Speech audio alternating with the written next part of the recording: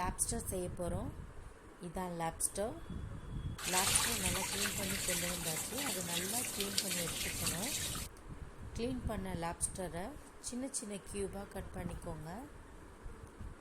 அதை ஃப்ரை பண்ணுறதுக்கு நமக்கு நார்மல் சிக்கன் மசாலா, மைதா, கார்ன்ஃப்ளவர், ரைஸ் பவுடர், தயிர், மஞ்சள் பொடி, மிளகு பொடி, மிளகாய் தூள், அதுக்கப்புறம் ஜிஞ்சர் கார்லிக் பேஸ்ட், சால்ட், இதுதான் இதுக்கு தேவையானது. நம்ம இஷ்டம் தான், நமக்கு என்னெல்லாம் தோணுதோ போட்டுக்கலாம். இது எல்லாத்தையும் நல்லா நம்ம கட் பண்ணி வச்சுருந்த அந்த லாப்ஸ்டரோட நல்லா மிக்ஸ் பண்ணிக்கோங்க. மிக்ஸ் பண்ணிவிட்டு அது ஒரு 15 to 20 minutes ஊறினா போதும். தேவையான அளவு ஒரு கடாயில் எண்ணெய் ஊற்றிக்கோங்க. அதை நல்லா இந்த லாப்ஸ்டரை கடாயில் எண்ணெய் ஊற்றி நல்லா டீப் ஃப்ரை பண்ணி விடுங்க. நல்லா கிறிஸ்பியாக, இல்லை நல்லா சாஃப்டாக, வெளியே நல்லா க்ரன்ச்சியாக இருக்கும்.